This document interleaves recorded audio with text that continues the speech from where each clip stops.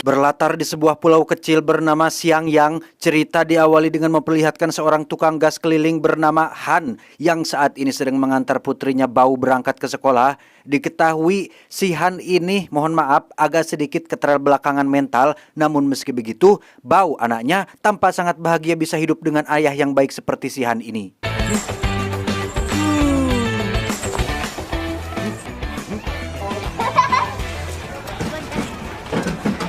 Selesai mengantar putrinya ke sekolah, Han langsung mengantar gas yang memang sebelumnya sudah dipesan oleh para pelanggan. Salah satunya adalah pemilik rumah makan bernama, kita panggil saja Yuli, yang selalu berpenampilan menarik demi menjaga para pelanggan agar tetap betah makan di sana.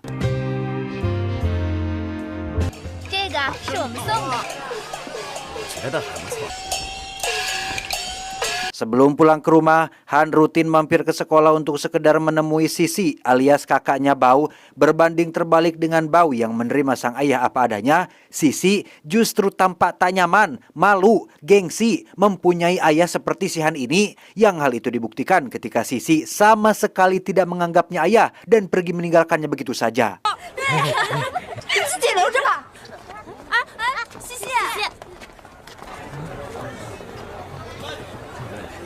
Setibanya di kelas, Sisi yang masih rarungsing pun malah kena prank oleh teman-temannya yang jahil, sehingga tanpa pikir panjang, Sisi langsung melabrak si teman saat itu juga, yang ketika pertikaian masih sedang berlangsung, tiba-tiba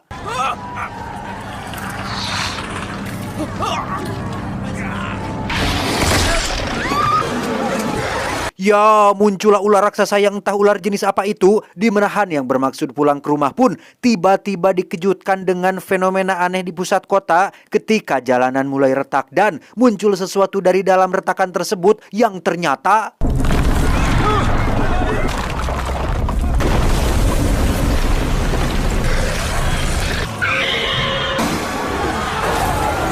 entah dari mana datangnya ular raksasa ini. Han yang sadar putrinya dalam bahaya pun segera pergi ke sekolah untuk menjemputnya. Di mana saat Sisi sedang terdesak, muncullah Han yang datang untuk menyelamatkannya sehingga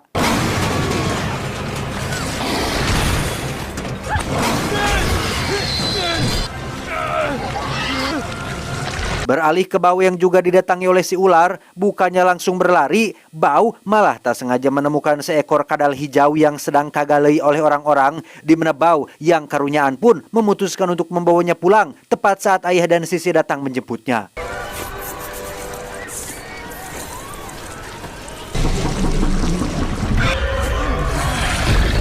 Karena si ular masih mengejar, Han dan anak-anak pun terus berlari sambil mencari tempat aman. Alih-alih menemukannya, mereka justru malah terpojok di belakang tempat sampah tepat saat para polisi muncul dan menembaki ular tersebut.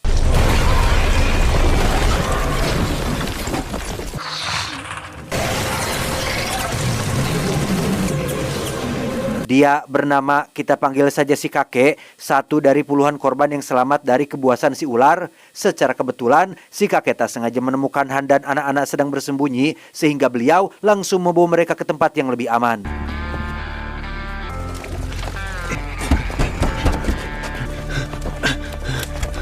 Disinilah mereka sekarang berlindung di dalam sebuah kuil yang sudah terbengkalai. Tak hanya mereka saja, ternyata Yuli dan beberapa tetangga lain juga sudah lebih dulu berada di sana, sehingga untuk sementara waktu mereka bisa sedikit bernapas lega.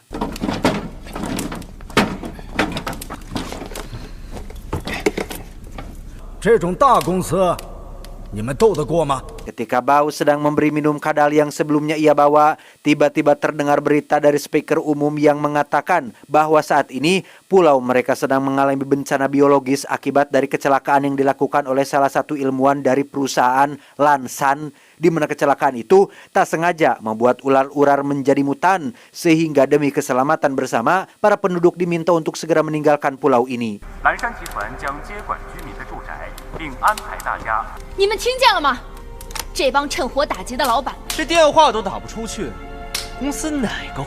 Sejenak kita tinggalkan dulu Han dan beralih pada seorang pengusaha bernama Paul yang merupakan pemilik perusahaan Lansan itu sendiri. Ternyata bencana biologis ini sengaja Paul ciptakan demi untuk mengusir para penduduk dari pulau ini. Tujuannya apalagi kalau bukan cuan. Paul rupanya bermaksud untuk menjadikan seluruh pulau ini menjadi tempat wisata anaconda raksasa atau Anaconda Island dengan menjadikan para bule sebagai investor utamanya. So what about the people on the block? Which signed the contract to move out, let them out.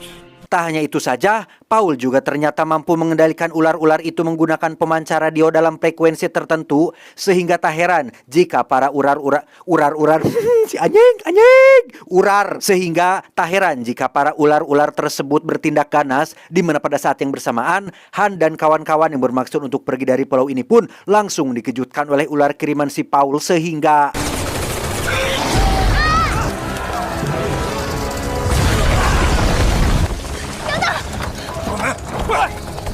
tepat saat Sisi dan yang lain sudah berada di tempat aman, Han sendiri harus tertinggal di luar bersama Bao yang masih terus dikejar oleh si ular, di mana salah satu warga yang bernama, kita panggil saja Samsul pun, justru dengan egoisnya malah menutup pintunya dari dalam, dengan Han Yang dan Bao yang dibiarkan berada di luar begitu saja.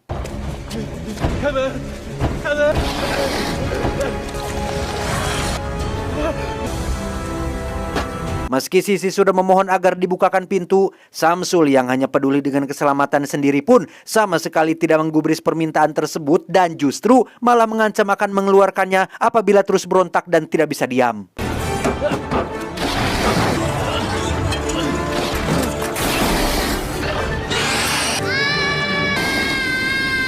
Dan ya, Bao berhasil membuat si ular mundur dan terjebak dalam jepitan mobil, di mana si kakek yang melihat ada kesempatan pun dengan cepat membukakan pintu dan berhasil menyelamatkan mereka berdua dari kejaran si ular.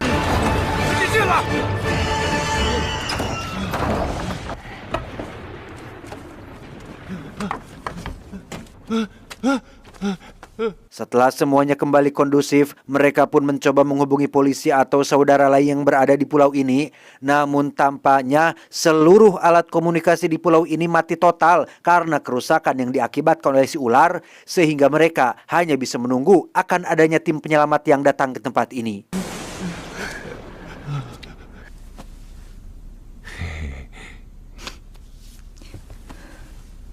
Dalam keputusasaan itulah tiba-tiba terdengar suara helikopter yang terbang tepat di atas gedung mereka saat ini, di mana saat mereka sudah tiba di atap dan bermaksud untuk naik, tiba-tiba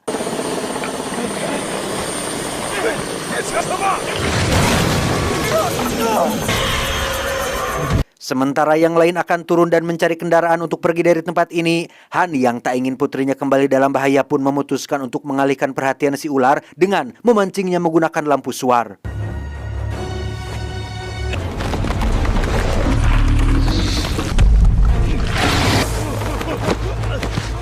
Ketegangan belumlah selesai karena Han masih harus berusaha masuk ke dalam mobil untuk bisa menyelamatkan diri, di mana si koplok Samsul malah kembali berulah dengan menyuruh si kakek untuk memacu mobilnya lebih cepat. Namun kakek yang masih memiliki hati nurani pun dengan sengaja memperlambat gas mobilnya sehingga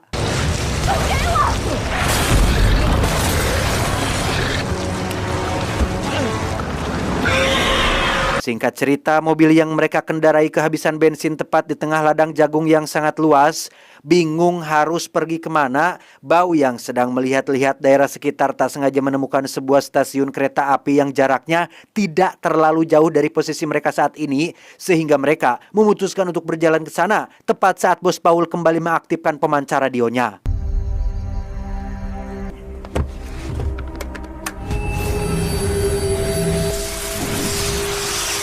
Setibanya di dalam kereta, si kakek yang ternyata pernah menjadi seorang masinis langsung mencoba untuk menyalakan keretanya, sementara yang lain masih memeriksa ruangan sekitar untuk memastikan tidak ada ular yang memenuhi keretanya, yang ketika Sisi sedang undur-unduran, tiba-tiba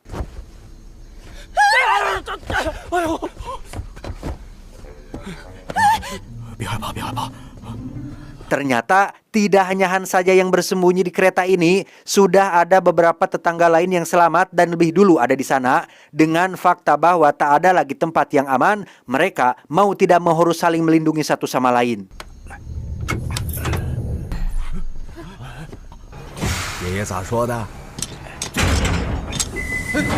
Setelah kereta berhasil menyala, si kakek langsung tancap gas untuk pergi ke pelabuhan agar bisa segera meninggalkan pulau ini. Di sana Bao juga menunjukkan pertumbuhan si kadal yang menurut si kakek ukurannya terlihat janggal. Bagaimana tidak, baru beberapa jam mereka pergi, kok si kadal terlihat sudah tumbuh 2 kali lebih besar dari sebelumnya. 这都长这么大了，它还在长身体，长得快，快回去。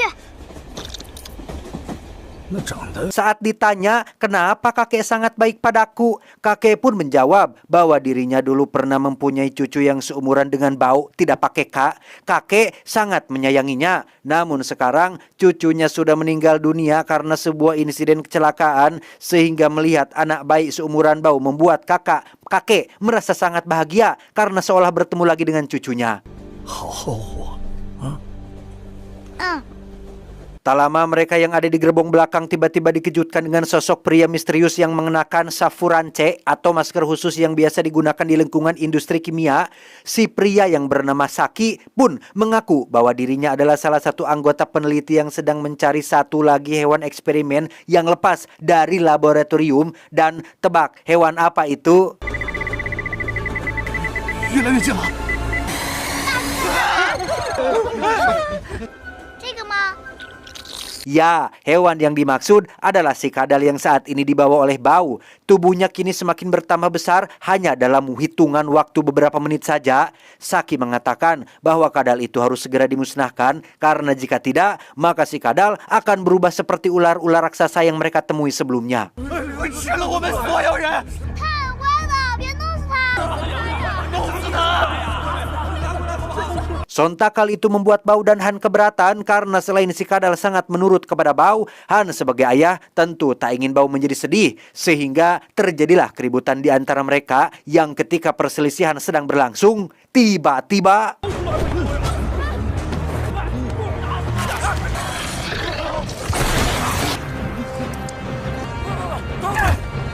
Dan sungguh betapa teganya Saki dan yang lain ketika meninggalkan Han di gerbong belakang tepat saat si ular muncul dan bermaksud menyerangnya, di mana si kakek yang baru mengetahui kejadian itu pun langsung mengancam Saki untuk membukakan pintu dan bermaksud untuk mengorbankan dirinya.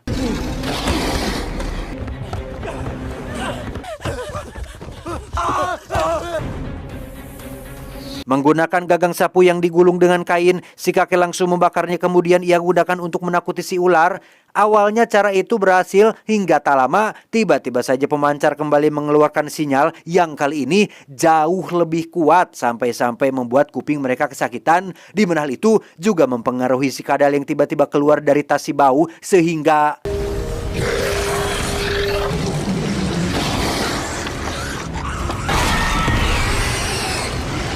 Ternyata itu adalah si kadal yang benar-benar sudah berubah menjadi mutan. Tak langsung pergi, si kadal ternyata benar-benar sudah menurut kepada Bao. Namun karena takut terjadi apa-apa kepadanya, Han segera mengajak mereka untuk kabur tepat saat ular-ular kembali bermunculan.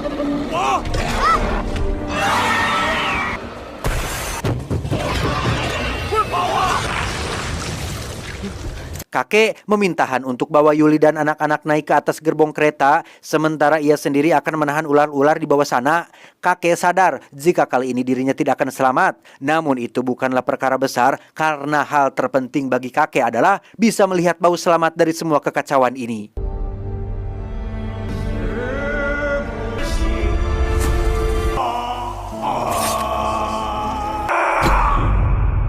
Beralih ke Paul yang baru mengetahui tentang si kadal yang sudah berevolusi dan tidak bisa dikendalikan. Paul dan para petinggi sepakat untuk memusnahkan semuanya, semua yang ada di pulau tersebut dengan tujuan untuk menghilangkan saksi dan barang bukti. Di mana hal itu terdengar langsung oleh Saki dan Han yang baru saja kembali berkumpul, sehingga mereka harus segera pergi meninggalkan pulau ini. And destroy Xiangyang Street and make it look like a natural disaster.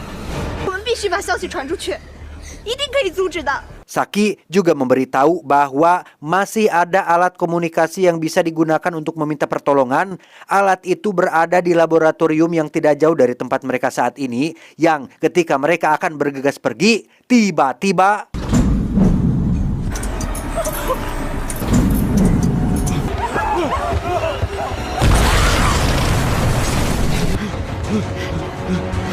Ya, muncullah ular yang ukurannya jauh lebih besar dari sebelumnya. Kali ini Han lah yang akan berkorban demi anak-anak tercintanya. Meski berat, Han yang sudah bulat dengan keputusannya pun segera menitipkan anak-anak kepada Yuli. Sementara ia sendiri akan kembali ke atas gerbong untuk menghadapi si ular seorang diri.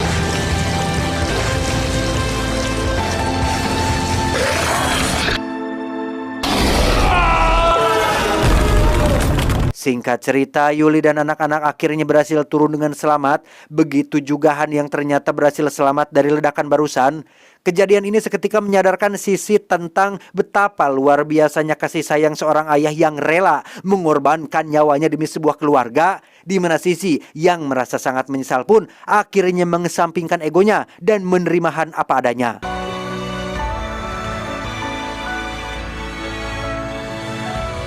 Singkat cerita, tibalah mereka di lab yang dimaksud. Dari bekas darah yang berceceran di lantai dan beberapa mayat yang tergeletak begitu saja, sudah jelas bahwa sebelumnya telah terjadi sesuatu yang mengerikan di lab ini. Mereka pun mulai menelusuri satu persatu ruangan untuk mencari alat komunikasi yang bisa digunakan, di mana Paul yang mengetahui hal itu pun langsung mengerahkan seluruh anak buahnya untuk jangan biarkan mereka keluar hidup-hidup dari pulau ini.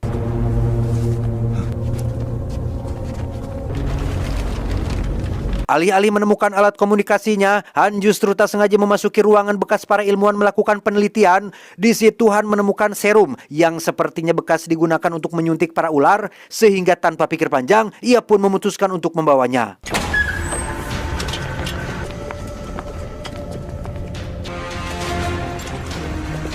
Tak lama, muncullah Paul dan anak buah yang langsung menggeledah seluruh tempat. Han dan Yuli akan mengalihkan perhatian mereka, sementara untuk Bao dan Sisi harus mencari alat komunikasi agar bisa segera meminta bantuan. Yang ketika mereka sudah menemukannya dan hanya tinggal menyambungkan satu kabel lagi, ada satu ular yang sedang ngaringkuk tepat di bawah gardu telepon, di mana Sisi yang panik pun malah tak sengaja menjatuhkan baskom bedah sehingga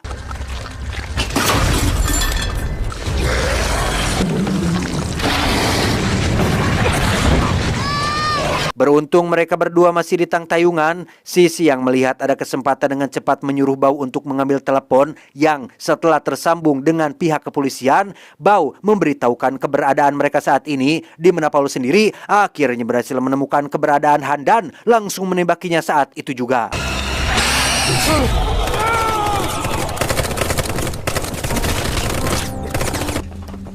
Nahas, Han harus tertembak pada bagian vital yang membuatnya langsung tumbang.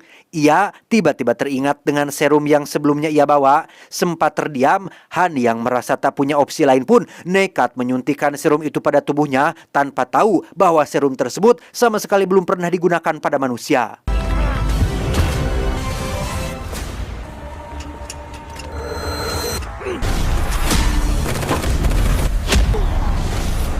Dan ya, inilah Han si manusia orai. Alih-alih meninggal dunia akibat keracunan, tubuhnya justru mengalami peningkatan stamina yang signifikan, bahkan berhasil melumpuhkan satu persatu anak buah Paul, termasuk Paul sendiri yang harus rela kehilangan telinganya akibat dicapluk oleh si Han ini.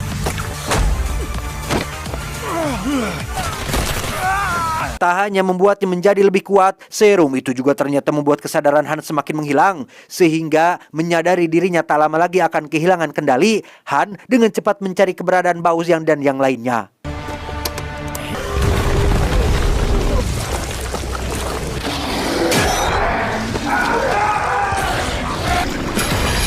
Dalam kondisi setengah sadar itulah, Han segera meminta Yuli untuk membawa anak-anak pergi dari gedung ini, sementara ia sendiri akan menahan serangan Paul dan anak buahnya menggunakan kain bekas yang disambung. Han berencana menurunkan mereka dari gedung ini dengan cepat, yang ketika mereka sudah sampai di bawah dan akan pergi dari pulau ini, ibat-ibat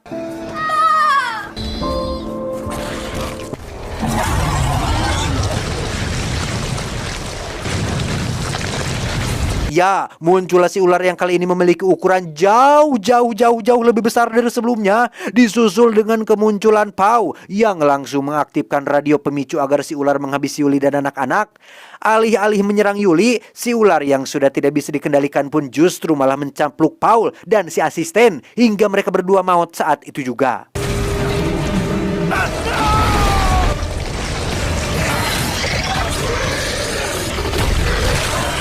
Beruntung si kadal muncul di waktu yang tepat, meski pada akhirnya ia juga dibuat tumbang oleh si ular. Namun hal itu setidaknya memberi waktu untuk Sisi pergi ke gudang senjata, mengambil pelontar api, menyemburkannya hingga si ular mundur, melemparnya dengan sebuah dinamit. Dan inilah yang terjadi selanjutnya.